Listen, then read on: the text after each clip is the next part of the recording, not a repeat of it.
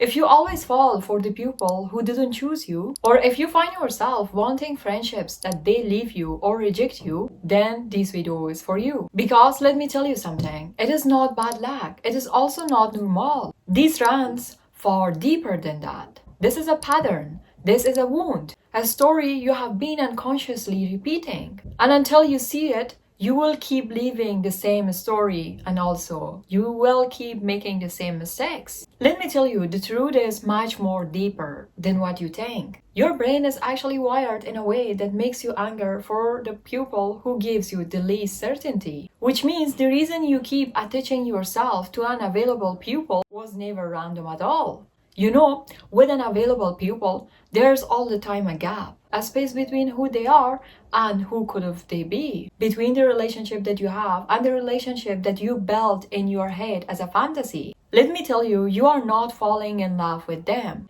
You are falling in love with the version of them you invented. They who agree to everything you say. The one who would choose you without hesitation. The one that if you just healed a little more, tried maybe a little harder, they would finally give you what you have been waiting for. See, as human, we do a lot of things that other people can accept us, that other people can choose us, that we can fit in the group of the friends that we wholeheartedly want. But what you're not realizing is that the more you're changing yourself for others, the more you're losing yourself, the more you're lowering yourself, the more you won't understand who are you anymore. And also, those people doesn't exist. You just made them in your fantasy. You built them piece by piece. And here's why the gap is so addictive. Imagine this, when someone is fully available, fully present, fully choosing you, then at that time your brain has nothing to do. The story is already complete. There is no mystery to solve.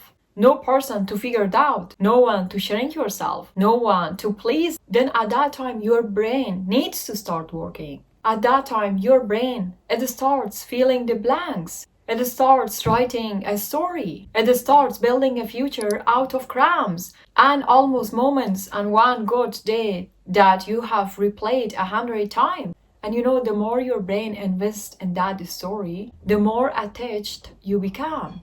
Not to the person, but to the imaginary world that you made, to the imaginary reality that you made, to the possibility that they could have been. That is not love. That is a reward system. And you have been trained to chase reward. The cruel truth is, the gap is not something that you are trying to close. The gap is something that you are addicted to. Because as long as the gap exists, the hope exists. And hope, no matter how painful it is, because the alternative is accepting that this person will never be who you need them to be. So you stay, you shrink yourself. You change yourself, not because they are good for you, but because closing the gap means letting go of the story you wrote for yourself. And you have been living inside of this story for so long that you didn't know who you can be without it. Let me tell you something that is going to change how you see everything. Uncertainty doesn't push you away from someone. It gets you closer. You think if someone rejects you or makes you to keep guessing, at that time you will get tired and then you're gonna stop and move on. But let me tell you, that is not what happens. You get more attached. You get more obsessed. You get more hooked. And that's not your problem. That is biology. Your brain was built to attach to people. It is a survival thing. When you were a child, you needed people to stay close because without them, you could have survived. So your brain created an alarm system. And that alarm system goes off the moment you think you lose someone. Here's the problem. The alarm goes the loudest when people are inconsistent, when people reject you, when people say, I'm not choosing you. When someone becomes distant, they send mixed signals or makes you unsure about how they feel. Your brain reacts as it might be another rejection, as it might be losing a connection. And then guess what? Your attention goes straight to them. At that time, your mind keeps thinking about them. Your emotions, they become more stronger. And the strangest part is that anxiety can feel like attraction. But it is not love. It is your nervous system. It is your nervous system saying to you, don't lose this person. And this is where a lot of people get confused. You mistake panic for passion. And there is actually also a study on this. They told participants that another person either loved them a lot, liked them a little, or maybe liked them, but they are not sure. Guess which group felt the most strongest attraction? The uncertain group. The people who didn't know how much they were liked become the most interested. Why? Because uncertainty keeps your brain searching for answers. And when your brain is consistently focused on someone, that focus can feel like desire. So your mind begins to confuse emotional tension with connection. Bear in mind, you're not just unlucky in who you choose. You are choosing what feels familiar. And familiarity feels like love. When you know it, it is not. Think about it like this. Your brain learned what does love really look like when you were too young, before you could have choose. And whatever looked like back then, your brain's definition of love. So if love felt unpredictable when you grew up, if affection actually had to be earned, if the people around you were sometimes warm and the other days they were distant, your brain filed that way. This is what love feels like. Now, as an adult, if someone treats you that way, inconsistent, hard to read, then at that point something lights up in your brain and says, this feels right. This is familiar. This is where I belong. But when someone is steady, when someone shows up, when someone is consistent, your brain says, there is something off. I need to search answers.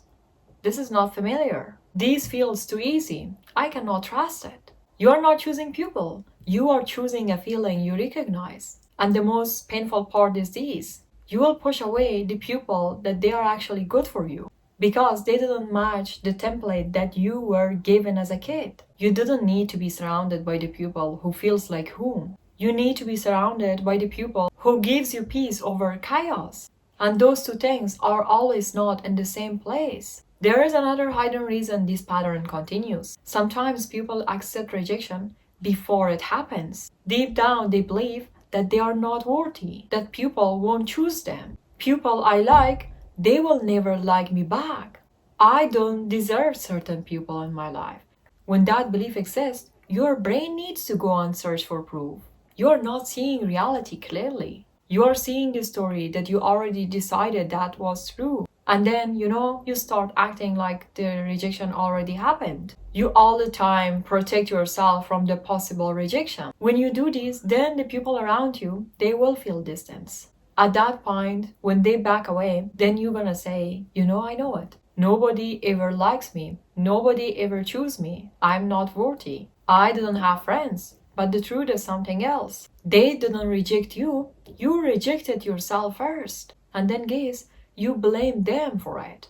Some of you didn't choose unavailable people because you were unlucky.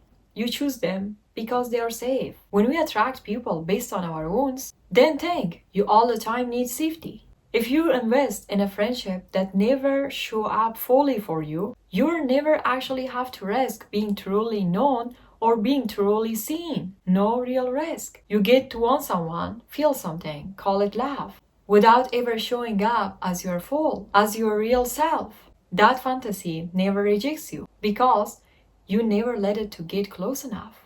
Yes, notice it. You stay in longing, where it is painful. At least it is the safe place. And you know what? You didn't have to be surrounded by the right people. You need to become someone who believes they deserve to be found. First of all, just notice it first. You can't change something you refuse to look at. Start paying attention when it feels intense. At that point, pause. Ask yourself, is this a real connection or something familiar?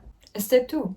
Stop letting others' people's opinions to decide your worth. If someone doesn't choose you, it is not a proof of your value. It is just information about your capacity. Build yourself from the inside, not based on who picks you. Step 3.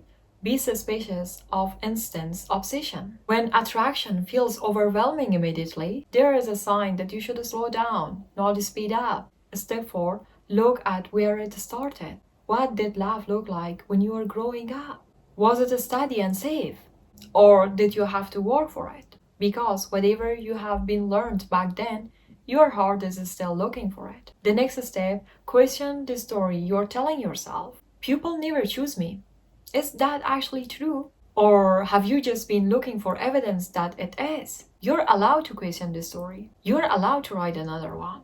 So when you do this, something shifts. You stop being attracted to the people based on how much they make you ache. And you start being drawn to the people based on how they actually treat you. So the people that you're surrounded by, they need to bring peace. They need to make every moment of your life better. If not, then you are not in the right place. You deserve love. You deserve to be around the people who brings you peace, not chaos, not familiarity, not safety of the home that you are familiar to. All just because you deserve it. You're worthy, and that is all. Now, if you want to know how to be obsessed with yourself, do not forget to watch this video. See you there.